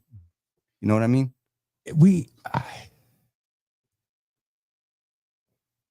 There's this thing that there's not these, positive role models out there and whatnot. Yeah, go, please. All whatever. Right, so Quandre. Yep. He got out maybe like 2 years ago, and he's having an event because he became a chef. He's doing an event. It's next. So that's April. what he's talking. Let me look him up real quick, because he just told me I know him from NECAT. He went to NECAT. Yeah. So he's having an event, NECAT. Listen, get some tickets. It's expensive, but look, the brother's cooking. The brother is serving. The brother's he has to rent the space. He has to pay the waiters. You know what I'm saying? Like, stop being fucking cheap. You know what I'm saying? Like, just go and support him and stop complaining about money, and just take your girl out. Pay, eat, and sip? Yes. Can you promote that for him, please? Ladies and gentlemen. All right, hold on. We're going to put it in the chat. But it's a way of this, like, he's thinking outside the box and doing this for the first time. So I'm gonna be there. Rachel's gonna be there. A few of our brothers are gonna be there. So just like, I did the long one. Just if you can support him. I don't like that link. Shit. Who? Frank Conto. Yeah, is that the same one? Now that's my big bro. Frank DeCanto, big respect for Mario. He looked out for me when I came home from CV at Madison Park. He probably don't remember, but I do much. I don't remember. But it was like. Tina wants me to make an announcement. Okay, so we're going to do an official. Ladies and gentlemen, Quandre is sponsoring Paint and Sip, ages 21 plus. Come join us for a fun night of painting, enjoying delicious food, and sipping on some great drinks by Chef Q. The date is Saturday, February 8th from 6 to 8 p.m. Doors open at 545, 23 Bratson Street, which is at the New England Culinary Arts Training Center, of which I am a board member. So go support this brother. And wait a minute, hold on. Ooh. Remember when you said what? When you said the tickets, I went down. Listen, I'm sorry. I looked at it. I said, "Oh, so listen, this is an investment. It's an investment, on an experience. You just ain't go get some wine and cheese." No, but listen, I'm never gonna put a price tag on a man's skill and his event because, like, people pay fucking hundreds and thousands for like to go watch someone on stage. I'm sorry. I just have a different mindset. I'm not paying $500 to see someone on a wooden platform sing. I'm sorry. I don't care who it is. But if someone is trying to change their life, you're trying to get into a business, and this is your first event, I'm there. Hold on. And he's cooking spinach and Parmesan, mushrooms, man. Popcorn shrimp tacos, honey garlic, jerk chicken, jerk wings, and then Cajun blue sirloin with creamy Parmesan risotto and grilled asparagus, garlic butter chicken with 3 cheese mashed potatoes and broccolini, sticky honey salmon, sticky honey salmon with oven roasted potatoes and honey ginger carrots, and then creamy garlic and God damn, I'm hungry. Papa, it's a lot. Quandre. How do you pronounce Pappard? I don't know. But we're asking. He got a word on there that we can't even pronounce. But this is an investment in a palate adventure. Yeah. It's an investment, but Chef Ramsay. He about to be on the what you call it? What's the list? The James the Michelin or James somebody. I'm trying to find a picture because he said I know him from Kneecap. Right. We give it. But it's an investment, and like I said, like I'd rather invest in my people when they're trying to do something good than just blow it on a pair of sneakers or a concert or some frivolous stuff. Shit, you can say shit. No, I don't want. Hi, Ma. I'm trying to I'm trying to change my language. Like I said, I'm trying to realize everything that I do around, like I don't know where this will go, So I'm really trying. Ramilda said she's gonna find a good trick for date night. Nice. Thank you, bro. That's 400. Yeah. Thanks, bro. You know what I'm saying? Tell the brother, tell him, look, he's winning twice. He has a nice date, a beautiful date. Plus, he's investing in the community. The fuck else you want? What else do you want? James Beard, thanks, Lisa. She said, I did a kosher meal. Oh, I'll eat some salmon. All right, so Lisa's looking at going. Lisa Fiegel, she's looking at going. Lisa's going to take a date. And I did the whole announcement, Tina. Hopefully this link works. It the way it cut and paste, I don't like it, but I'll put the link on a separate post. But Mario, I hope that this was this your first sit down interview? Yeah, it was. Yeah. Well, no. To announce our podcast. Yeah, but this wasn't your first sit down interview. No, but I mean 20 years, man. Like 20 years. I've sat down with a couple. I've done a couple of interviews. But if I can touch on hold on. Yeah. Tina talking about she gonna find it. Tina, Clementina. You gotta go. Clementina. Clementina. You got to go. What? Do you know what kind of drilling that cats would do if Tina walked up in there with a man? We'd be like, fine. Who are you? That's fine. Who are you? Where do you work? That's fine because he's bringing her for that date night to support her young brother, and then he got to go home. You know what I'm saying? So yeah, that's cool. The more, the merrier. Bring the cash, and then go on home, and then we'll talk to you after that. You know what I'm saying? He might have a bunch of brothers show up the next day just to talk to him, but the day he got home okay. Yeah, but the day of the event, yo, spend. But it's cool. But before, if we could wrap, if I yes, sir. Go ahead. So the podcast and the YouTube, it's called Family Tree. It's already Boston. Up. It's up. We'll send a I'm about to put it in chat right now. It's thing because like I came up with the Family Tree because as Cape Verdeans, we're rooted from the island, but once we got here, we started spreading apart, either different cities or in Boston, gang-wise, we started splitting apart, but we're still rooted in our culture and in the as Cape Verdeans, as families. And that's what makes us different. That's what makes us different is our issues, is that we're related. You know, like the majority of us are related. RTV is a company from Roku that I've been in conversation with. They offered a good percentage, which I don't think I would ever get from YouTube. But we would have to promote the channel ourselves, and we would have to get the subscription. But this allows us now to start doing cast calls, to really start putting our shows together. We need to do 10 episodes to create one season.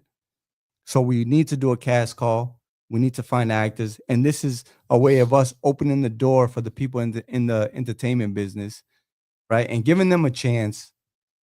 It gives us a chance for everyone in Boston, not just within the Cape Verdean, but like outside. Like all of it is going to have everyone involved in the film, but also the music. We want the soundtrack to be from artists in Boston.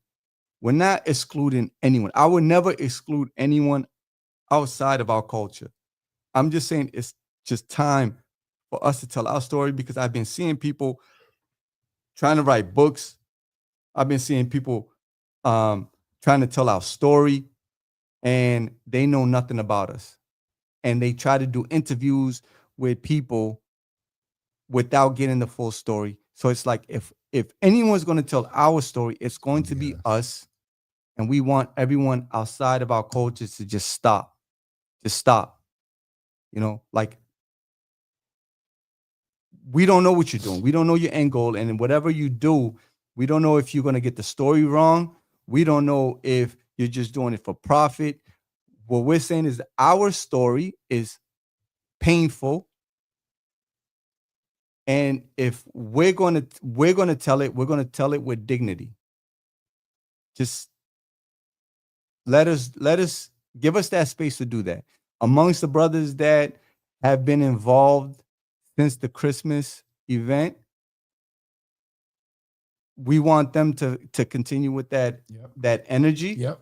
But now, like, let's take it to a different realm. Because I'm saying, like, look, imagine the Cape Verdean community is 2 miles long.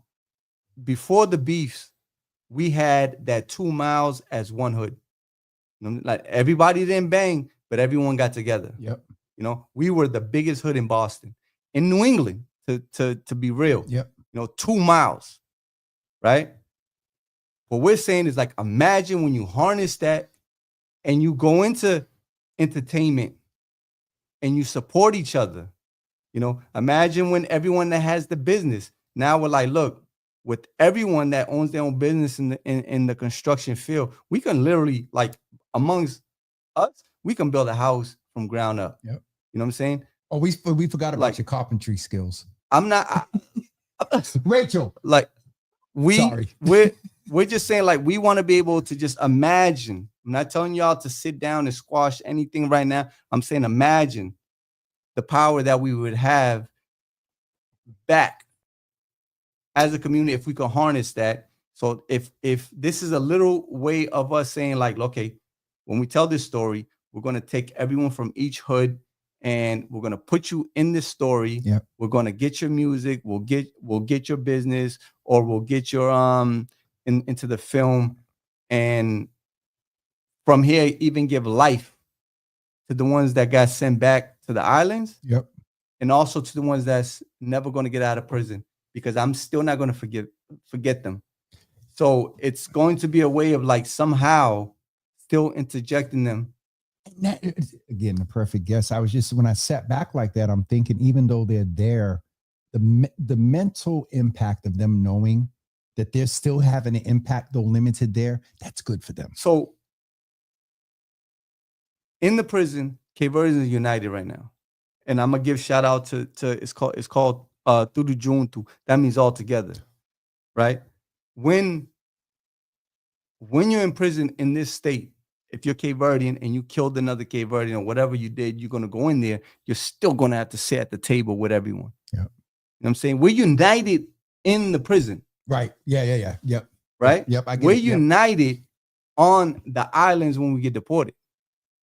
It's just facts. Like, we don't have no quarrels. When they get deported, they don't have the American beef. Yep. What I'm saying is, like, why do you have to be in prison or deported to be together? You know what I'm saying? When everyone in the federal system, if you're from Boston and you're in the federal prison, you have to be together from the state, because the feds, every state has to stick together. Yep. You know, and these kids don't even understand that until they get in there. You know, we can kind of turn it up a little bit if we really wanted to be brute and really turn back and be gangster about the shit. Like, look, if you kill another Cape Verde and you go to jail, you're gonna die in there. Yeah. If you kill another Cape Verde and you get deported, you're gonna die over there. Yeah. If we really wanted to turn up with our mindset and organization, like the way we are so knit, is that if we really say, like, look, we're trying to be nice about this shit. You know what I'm saying? We're trying to be nice about it and telling y'all to stop. But now you have a whole bunch of warriors saying, we ain't giving you no option. You know what I'm saying? And when you get to that point, like, I'm just saying, like, I'm not saying we're there. Yeah, I'm talking about when the person gets to that point, to have, if they got y'all to that point, they done really messed up. You know, because so I'm saying, like, we shouldn't have to be in a cage or get sent back and be away from all of our family and from the only country that we really know, because all those brothers that got deported don't know that island. Mm-hmm. They don't know that. They don't know the language. They don't know how to read, in Portuguese. They don't know how to write in Portuguese. It's like, yo, you sending them back, and now they have to readjust. You know what I mean? So it's like, why, like, as a kid, you're continuing a generational war that you don't know nothing about. And eventually, if you get into one of these realms, you're gonna have to deal with the other people that you got beef with. Either way, so it makes sense to just try to get it along now. Now, outside, where we have our freedom, I always used to tell people, if they try to harm me, and I thank God, and I thank all of y'all that's out there from every hood, that you don't put me in that position. But I was like, if I was ever to get deported, I am not going to be at peace with no one, because you took me away from my family. Like, my family here is everything to me, like my nieces, my nephews, my brothers, my sisters, my mom. And like, if you ever put me in that position that I was ever to get sent back to the islands, I am going to have so much hate. I don't want to be peace with anyone. You know what I'm saying? If I'm in the prison system, I don't want to be at peace with you, because I'm in here because of our war. When I said, listen, we need to stop. And if I'm out here just preaching that, yo, we need to stop, and you push me to deviate from that, and you take me from my family, I'm not going to be at peace. I'm not, and I would hope that no one ever puts me in that position. I do not claim and I wanted to make this very clear. I do not claim one Cape Verdean gang block at all. Yeah. Like, there's been conversation where people think that I am from one hood. I am not from one hood. You know what I'm saying? I'm cool with everyone. Yep. But I do not claim a Cape Verdean neighborhood. My borders, my brotherhoods, is beyond the borders of Massachusetts. You know what I'm saying? I just don't ever want people like to just stop, because it's putting me in danger. When you think I'm from a neighborhood, you're putting me in danger out here. So please just stop. And I'm saying this because it's been happening. Then y'all need to stop. Just stop, because when you tell your kids that, or when the kids think because I'm more, cool with this one and now, no, my only thing is to help all these kids. So that means you might see me over here, or you might see me with this one. Just, I'm asking y'all with all sincerity to just give me that pass, to just let me work with the kids, and don't say I am from one neighborhood or another. I'm not. If I can leave it with that. You're good. We were almost getting ready to get up on the 2 hours. It doesn't seem that long, but these are the type of conversations that I want to have for people. You got a mother in here that's going to show her sons. You got 2 subscribers on the YouTube channel already. There isn't any content there yet, y'all. Mario's going to come out with a bang. So he's building it. And, one of the little shorts on YouTube, is going to be from here tonight. But I really appreciate you, man. I had expectations it was going to be a good convo. There was some stuff I learned about you tonight that I didn't know. And I've known you for a minimum of 18 years. That's crazy. Mm-hmm. But I thank you for your transparency, because there were parts tonight. And Tina said that she still has folks that, she said, give you grace. What did I do? I hope I didn't do nothing, Tina. And she said you built her shed, because he beefs with me. He puts these pictures up about all his stuff. And I said, when I get a house, I'm going to hire him. He's like, well, I don't do that. He got a whole shed. You built the one in the back of the Institute, right? So I built I have a background in construction. I've been working with my hands all my life. So I can and I own a couple of homes, and between me and my brothers, coffee business, the coffee business, I bought a business. Me and my wife, we bought a business, and we were averaging $250,000 a year, and then COVID happened, and that kind of knocked me off of that business. But it was repairing machines, like, the machines at Dunkin' Donuts, Starbucks. That was our customers, but it was repairing the machines. This brother worked for me. You was repairing coffee machines? This brother, but check in coffee? Yeah, but I used to I wanted to always own a business, and I used to employ kids, from the neighborhood, and teaching them a skill. But carpentry is another one that I used to love. Buying real estate, I love. And that's what I want to be able to teach. And with these other brothers that's in this field, mm-hmm. I want them to be able to do the same, because, like I said, we walk through that fire, we learn, and you cannot go through a mistake and keep repeating it over. That's insanity. It's insanity. So I think when I'm talking to my brothers all across the board, is that we are living in an insanity world. And I say that because aging myself, I don't really care, because I'm grateful that I made it to this age. But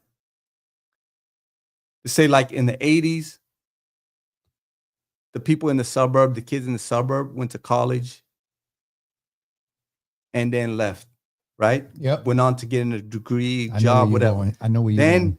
Then the 90s, saw the kids go to college, get a degree.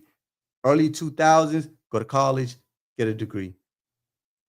Late 2000s, go to college, get a degree. All of those that kept going to college. Okay, yeah. From the suburbs. From the suburbs. I'm like, that just kept, while they were kept passing me and doing it, the people within my realm was dying and going to prison. Yeah. But I kept seeing that trajectory of them yep. advancing while we're declining. Yep. You know what I'm saying? We are literally living in an insanity world. So this one, like when I talk about with all my brothers, all brown, black, Cape Verdeans, Haitians, Jamaicans, we are not doing something to say, look, let's stop and let's like let's look at this. They keep advancing over the years, and we keep, and not because we're dumb at all. It's just because we're falling for the wrong shit. Can I say? Go. Like, I realized that when I saw that we were chasing the wrong stuff, the wrong things, right? Is because when I tell you, like, I was a problem so bad. I was a foster kid. Grew up in DYS, right? Yep. Till I was 18. Then they wanted to keep me there until I was 21. Oh, you know what I'm saying? Yeah, like they were not youthful offender. Huh? Youthful offender. No, they DYS had the stipulation like you have to prove you were sane after you do your time. Oh. And I could never prove, like, in their mind. Yeah. Yep. So my mom's, back in my life was like, send me back to the island, right? Like, ask them, can you just send them away? And when I went to the island, I saw, this was in 95. I saw people poor as hell. Like, I saw old men with no shoes, never had a pair of shoes in their life, right? But they were always happy, right? I would go past people's houses and they wouldn't have anything, but they would offer me a drink of water, right? People were happy even though they didn't have nothing. And I remember, like, the first time me being Americanized and me being there and people saying every day, like, good morning. You weren't used to it. I'm not used to it. Why are you saying good morning to me? That's what I'm saying. Yeah. So people saying hi, and I snap, and I'm like, "Why are you saying hi to me? Like, you don't even know me." And I'm with my grandfather, who I idolized to death, And my grandfather was like, "Yo, hold on, like, that's not how you talk to people here. Like, that was back home. You know what I'm saying? Like, here, when people say hi, you say hi back. Yep. And he kind of taught me. But I saw people happy with no materials. Then when I came back, I was in that state of mind over there, like, damn, like, they don't have shit and they're happy. But I'm like, here, we're chasing materials. We're chasing materials. And because we want to have the best shoes, we want to have the best cars, we want to have the best houses, we want to have the chains, we want to have the jewelry. We're doing a lot of shit to get it, but it's not bringing us happiness. Step on it. So I had to like really step back and just kind of look like, damn, well, on the islands, they don't have shit, but they're happy. So what is it about here that's making us kill each other? And we're chasing materials and just in this rat race. It's the system. It's a system set up for us. Some people call it, slave residual slave, mentality or whatever. But this is why I think one reason we probably need to do, another, just check in. And sometimes it doesn't always have to be a particular subject. People benefit from seeing brothers just build and talk. Like, I was encouraged tonight. I was a little challenged in some other places too, around accountability and some other stuff. Thank you, sir. But I wanted to go in a good way, in a bad way. You chat good, but bad, because now I got to do a little self-examination about a couple of things. But no, in all seriousness, I want to go through a couple of comments. Yeah. Sister Shumba's in the building. My students learned that when I took them to Africa, talking about the experience of materialism. Happy because they have family and health regardless of their material things. Danny Fats Vicente. That's my man. Yep. He said, your people are in here. HVAC. HVAC. If you need HVAC, Go see Danny. Go see Danny. Okay. Is that the name of his business? I mean, call Danny. Call Danny. Okay. You know, I'm sorry. Go ahead. What about Maxine DePina? What does she do? That's my cousin. What does she do? Maxine's in marketing. Okay. Yeah, marketing. I'm telling you, man. Sandra Centeo. That's my little sister. Okay. What's she do? She does cakes, desserts. Okay. Fat people stuff. But photography. She's a beast. Okay. But what about Diana Garcia? She worked with kids. Okay. Who? Diana Garcia. She said, "We are all one people." We are one people. That's what I've been saying all night. No, but you know what I'm saying? That's what I've been saying. Who's King Spade? That's my man. Okay. He said Spade. MBK. MBK. He's Spade is another one where again is one of the ones that's with me, and I have a bunch of kids that's been in my life that I have to do good and set a high standard so they can do the same, and I say, and even more so. Yes, you know. Did I read Frank's earlier? Yeah. But a bunch of them, if I can say a bunch of my little homies, my little brothers, what they've been doing is pulling in their resources together financially, and they're creating a business. It's party rental, not to compete with anyone, but it's South Shore. South Shore. You know when you said that the first person I know. I was like, but wait. It's like that's. But South Shore, that's. But it's South Shore, but that's what they wanted to do. But I keep telling them, like, listen, and this is what I pound in their heads, because I still have a bunch of kids around me. Like, they're young men, but to me, they're always gonna be kids. But they're pulling in their resources, because I'm like, yo, you have to do something. Yeah. If this 50 of y'all, and you only put in $1, and you only have $1 to yourself, you have $1. But there's 50 of y'all, and you put it in, you have $50. So I'm like, but you have to do something. So I keep putting in, I keep pounding it and pounding their head, like, you have to do something with yourself. Like, y'all have to, because y'all have kids, you know, but they're also future leaders. And if you're gonna be a bum, then you're gonna produce bums. But if you're active and you're responsible and making moves, then the ones behind you. So my little brothers, Quandre, Spade, Eli, Pumba, they're future leaders. I hold them to a higher standard to do things, and that's what I want every homie from every block to like, yo, listen, man, you was part of creating the bullshit. So now be part of cleaning it up. Cleaning it up. Like, don't just say like I'm out. Like, don't just say I'm out. I'm going to do me now. What about all the lives you help ruin? Yep. You know what I'm saying? And that's reciprocity and karma, that if you proactively do, are you trying to get in the shot now so they can see you? I think you did a little bit. But that's all my thing. Like, if you're trying to, like, you was part of the problem, part of creating the mess, just be a part of cleaning it up. You know, like, but I'm saying, like, you're gonna clean it up as us as a unit. You know what I'm saying? And that's when, like, I keep coming back, because I want to keep coming back to us, and why I'm here is, and this is where the guilt comes in when I say, like, Cape Verdeans, like, we're building right now.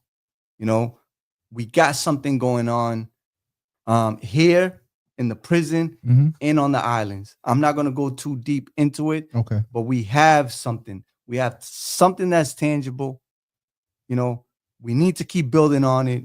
We need everyone to just stop spreading hate to the little kids, division to little kids. We have something. Like I said, like, yo, look, for the first time in 30 years, we are this close. You know what I mean? Yep. That you can what they say, you this close, I can taste it. We are so close. We are so close. You know? And that closest needs to be even more so now, because everything that you talked about is relevant pre the inauguration. Even more so now. Why we need each other more now? Even more so. Yo, Mario, we did 2 hours, yo. But that was dope. Everybody probably tuned out. Who's that? Family Tree. Family Tree. Yo, this is about to be my stand-in tech guy. Family Tree, go follow Family Tree. Keep it, move it up just a teeny bit, and we're gonna show the link at the same time. Hold on. Where's it at? Ladies and gentlemen, this is how you follow Family Tree. Click the link right there. Not that the light just switched. Oh, Family Tree. Make sure. Who did your logo? You did a logo. You did? What, you Photoshop or Canva? Which one? He looks out. So man. yeah, but Canva is I'm sorry. Just saying, no judgment. We use it all. Yeah. We use it all. King Space said he's here. They, and Diana, you have it. So he should come and do a table talk for the youth at UC Network. What's UC Network? Union Capital. Eric Leslie. I vouch for him. He basically, everybody at his organization is the same pay rate, which is income equity. I don't know what it is. Union Capital is we gonna get ready. Yeah. I love Mario. That's my dog, yo. I don't know. We gonna get ready to wrap up and let this brother get home to his Rachel. Oh God, one of the people that does my stuff and whatnot. She's like, great logo. Yeah, I can guarantee a great logo. In about 2 weeks, a Tumblr is gonna come here with the family. Can you send me Family Tree's logo, please? If they can, like, if they follow us, like, we're lining up our interviews. We're going to be doing the casting call. We're going to make this deal happen with Roku. Just follow us, like, because we just want to elevate it and not just stay stuck with just trying to be in the street level of just keep helping these kids, but we're trying to do something different. But like I said, like, the biggest reason is because I want to give a voice to the homies that are on the island. I want to give a voice to the homies that are doing life. I don't want them to feel like their life is over. And I want to give a platform to the guys out here in the street, but I want to take our story to the next level. So if they follow us, I'm working on the first episode. So just bear with me. I said my man's right here. He does all my tech work. I know nothing. They love the logo. They're in here going like, in. I know nothing about tech.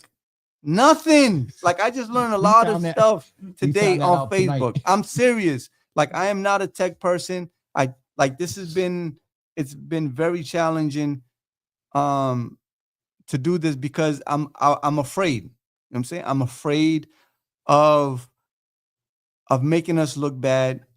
I'm afraid of when the stories come out of the people that it's going to cause pain. I'm afraid of all. I'm afraid of exposing myself. You're going to have people that hate you. And when your face becomes public, people that hate you, you can become a target. You know what I'm saying? So, but I'm saying, like, really? No, I'm joking.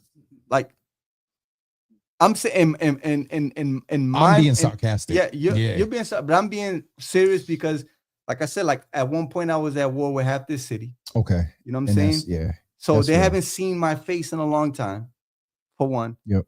You have kids who would think I'm from this block. Yep. You know what I'm saying? Wrong. So, you know, so I'm putting myself out there where I'm too old for that. But it's all scary stuff. But I'm like, give us a chance. Follow us. When the first episode comes out, you can take a look at it. And then if or when we get the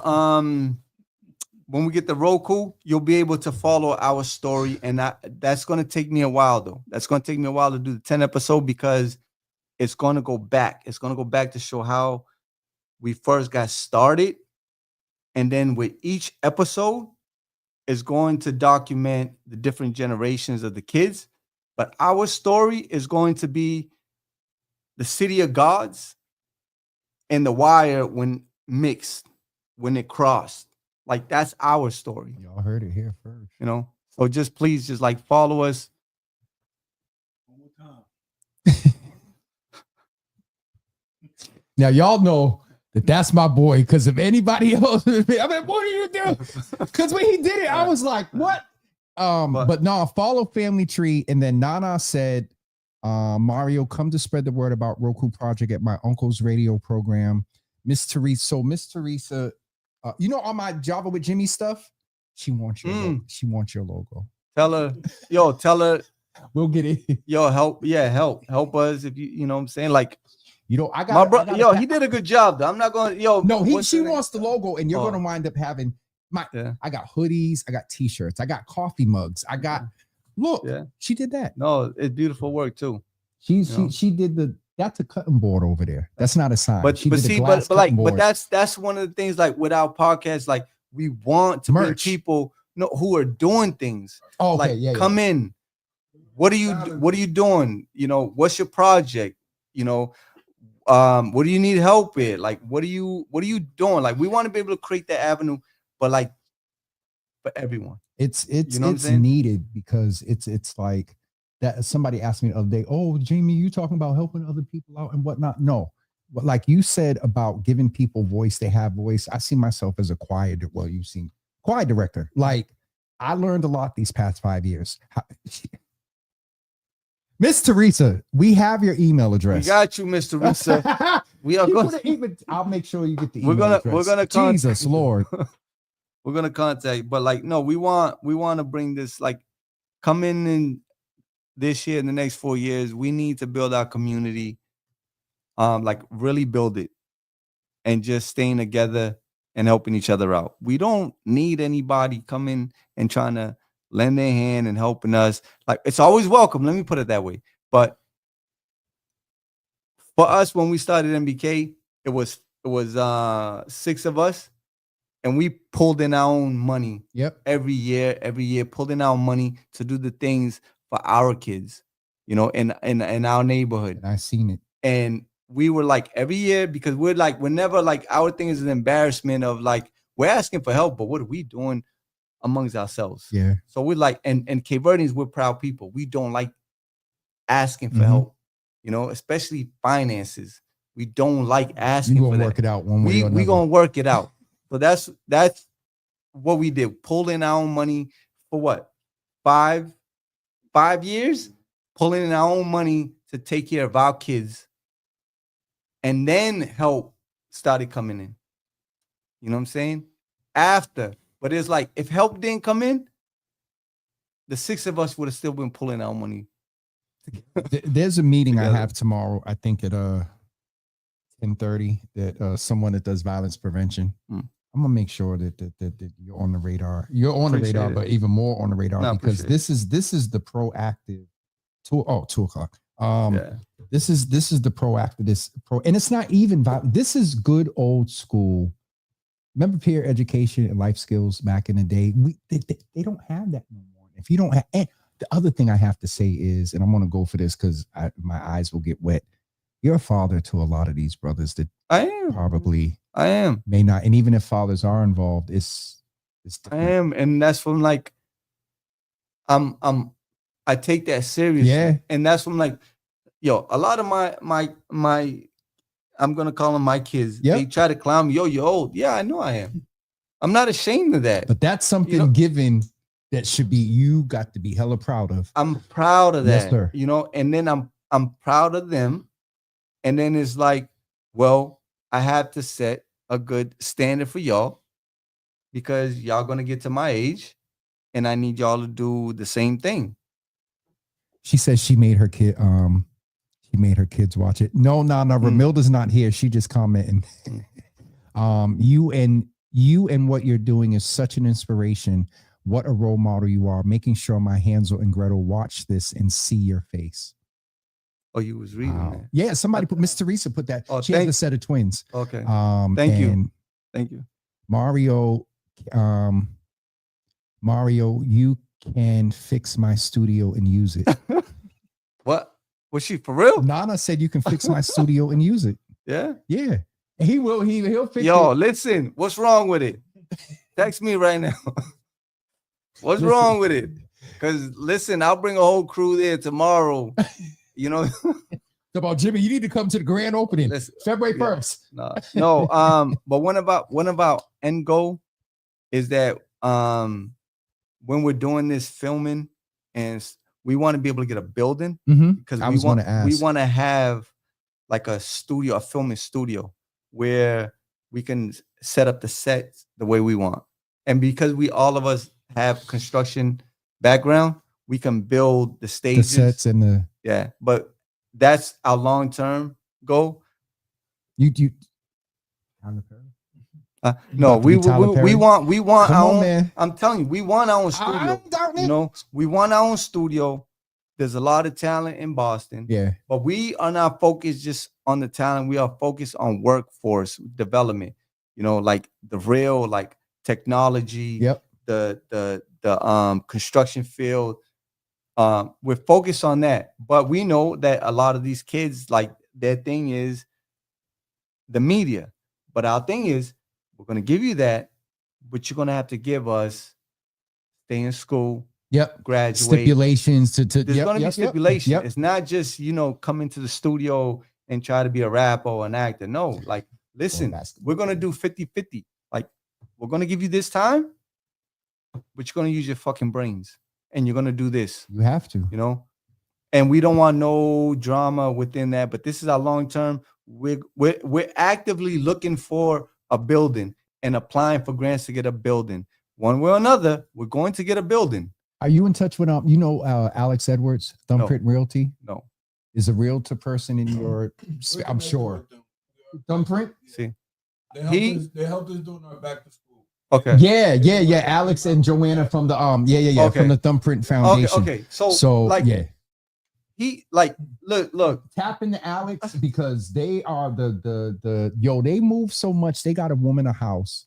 They worked out something with her Section 8, and guess how much her mortgage payment is for the first 15 years? First 15. 50 bands? 0. Okay. For the first 15 years, her mortgage payment is 0. So that's the type. If you're connected, tap in, and I'll mention on my side too to keep in mind looking out for a building because. I was going to ask you earlier, did you ever see yourself in the building? Not just so much for the studio, but sometimes our brothers need transitional housing. Mm-hmm. Single fathers are not a priority in this state. So we'll be another hour. Folks, we're going to get ready to wrap up. And I'm like, I didn't mean to hold. No, you good. You good. Would I say be another hour? Because we'll just keep talking. I told you, we'll forget me on camera. This is like, I know if we've been on here for 2 hours, I'm not looking at the screen and seeing who's coming in, who's tuning out. Like, goddamn. No, we kept these brothers are talking too goddamn long. The biggest number we hit was 60 something, and we kept on average about 45 people in here listening. That's look. That's decent numbers.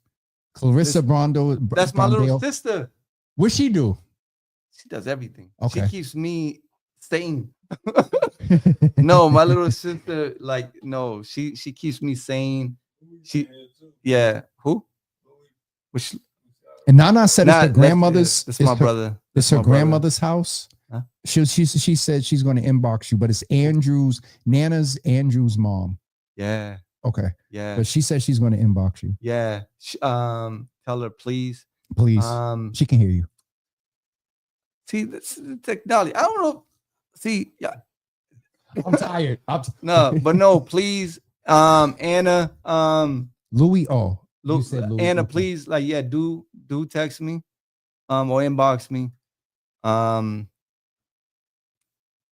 We ain't heard the last from this dude yet. Which one? You. What? We haven't heard the last from you yet. You gonna come back? Okay. I want you on a panel too, with some other brothers. Man. That would be dope. Right, man. My mother said, Mario, stay humble. She in there praying. They got the mothers are in here. You covered by the blood. Tina was in here. I need that. Listen, I need that. Add him to the list, Ma. I need that. They have a whole prayer list. Please, Ma. Keep up. So every day, like, I think, like, no bullshit. Your mom's in there. And we talk. No, I do it all the time. I think. So these are Cape Verdean beads, right? They're protection beads. Right. Yes, that's why, like, Cape Verdeans wear them. Yep. They're protection beads. And these eyes are supposed to absorb all negative energy. Yep. Right. And then when they absorb so much, it pops. Does it pop? I think I'm on my what? I think I'm on. Listen, no, I think I have to get one every couple of months. and my grandmother sends it, but they're blessed beads. Okay. But this, like, I believe in prayer now. Yes, sir. And I used to fight God a lot. You know, I used to fight God a lot, didn't believe in God. And now I see the purpose. You know what I mean? Yep. I'm believing. And whenever someone could put me in that prayer, my grandmother, my moms, my aunts, like, they would continue to like pray and pray, you know, and they have a church back on the islands that you go to this specific church and you pray for people. You know what I mean? And my family would do that for me continuously when I was a kid, continuously. Because they knew. You know, and I believe, man, like as many times I've been wounded, I believe now that their prayers protected me. Yes, sir. You know, seeing my brother and all his incidents and how he could have easily been gone. And they would pray for him. You know what I mean? It's your I've always appreciated who you are. And likewise, this happens every once in a while with guests that I see. You know, I've seen them in community for years and whatnot, but I'm all sincerity. I'm leaving with a different appreciation for like who you are tonight. Like you just never know. And a minimum of 18 years, you just never know. What does Conta Dojo? Yes. Is that the church? Oh, that's what the beat. Who said that? Nana Sabran. Yeah, it's Conta Dojo. Yeah, these in our culture, this is everything, man. Yep. This is everything. Like, you take one of these beads when a baby is born, you take one and you put it around their belly button with a string, and that's from like for protection for the baby. Like no evil mouth will come on the baby, and that's from like our culture. Man, look, our culture is beautiful. You know, that's the thing, like, I was saying. Yeah, from our music, from our language, from our history, from the way our parents interacted with each other, our grandparents interacted with each other, our belief system, our work ethics, and it's like now, for me to take on all that weight that I helped destroy that, it's a lot of weight, and part of my guilt of coming out and trying to tell my story, because, you know, like my age and these kids not knowing, like, I'm part of destroying it, but I did never like mean to destroy it. I started beefing and warring with people to protect us. Yes, sir. And it just kind of engulfed, and I would have never, in my hindsight, you know, I would have never seen that we would have did this to each other. You know what I'm saying? Like, I would have never seen that. And if I knew that this was going to happen to us, I think I would have just remained a punk and just let us all just get beat up every day. But at least we would have just been, you know, succeeding in life. But just getting— yes and no. Bishop Bragg teaches this thing that it had to happen, and it had to happen that way. And he also said that it took everything to bring you to where you are today. You wouldn't have been who you are today if you stayed the punk. And you just don't have the personality to stay a punk. Nana said, Jimmy, I work with Donald. We need to come on their community healing. Oh, so I must have seen her recently. She works with Donald in the trauma team. So Quandre, I need to figure, and Quandre is Mike's little brother, right? So that's automatically. No. Oh, who's Mike's little brother? That's my little brother. Who's Mike's little brother though? That's Milton. That's Milton. He was in here? Yeah. I didn't comment on that. I don't know who was in there because I couldn't think, but I thought it was some Rose said that's Mike. That's Mike's little brother. Yeah. Okay. I thought Milton, it was Condre. Okay. Yeah. No, Mike Condre. Is he's low key. That's my dog. Mike. Big Mike. Okay. That's I don't know him too well. There. You know. Love there. And then Sandra said, So captivating, and he wonders why we love hearing him talk. The knowledge you deliver. All right, y'all, we're going to wrap because I could really sit and talk to this brother till like midnight. But he'll be back again. Today is Thursday. So for the regular viewers, today's my Friday. No show tomorrow. We'll be back Monday at 10 a.m. regular programming. Don't forget March 22nd, 5 years of Java. And I think that is it. Family Tree Boston. Family Tree Boston. The link, don't forget, is there in the comments. For those of you that want to know, this isn't going to disappear. It stays on YouTube, Facebook, James Hills, Facebook, Java with Jimmy, and Twitter. Instagram is the only place it won't stay. So if you have young people that need to see this, make sure you let them watch that. And don't forget the link for Quandre's event. Yes. On February 8th over at the New England Culinary Arts and Training Center. It's $200 registration. I'm gonna go. You're going? Fine. 200. I'm going. Okay. So that's another 200. We done did $600 tonight. I need to make it 8, but I need to, I'm an entrepreneur. So y'all have a good evening, bro. I appreciate you. Thank you so much. Thanks man. for inviting me. Thank you everyone just for bearing with us. Even if I rambled on a little bit. No, this was good. Love you. This was good. You wouldn't have held the numbers you held if they thought you were rambling. We are never supposed to understand why God does what he does or how he does it. Just know he has our plan and we must believe and have faith. And so who's CC St. Alves? Who's that? That's the Facebook names be throwing you off. No, that's Christina. Okay. Hi, Christina. No, we her about to finish up though. And I always say this, man, she's one of the reasons why I've been holding off, holding off on doing stuff. Yeah, because she's family, love her, and she had experienced her pain. Okay. So it's like I said, like we're gonna save it, but she knows I love her, appreciate her. Well, and she gave me the blessing. Okay. You know what I mean? So well, he mentioned pain. So add Chris, you said Christina, add her to the prayer too. Frizz, you already seen him. That's my little brother. Frizz is yes, sir, big bro. That's my youngest one. That's the youngest one. There's 11 of us total. Okay. Yeah. What is the brother's name? Is it JoJo?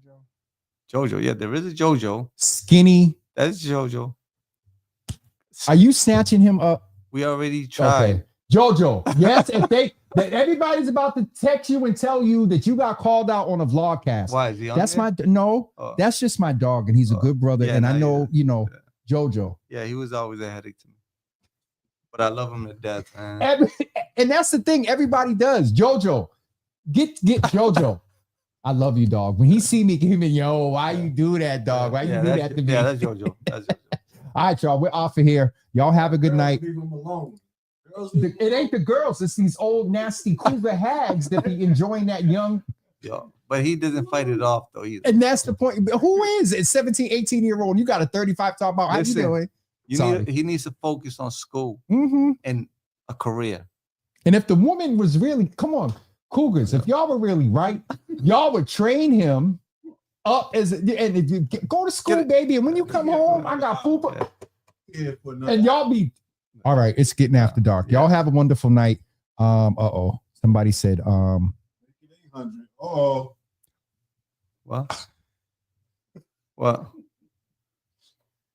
I think somebody just sent me.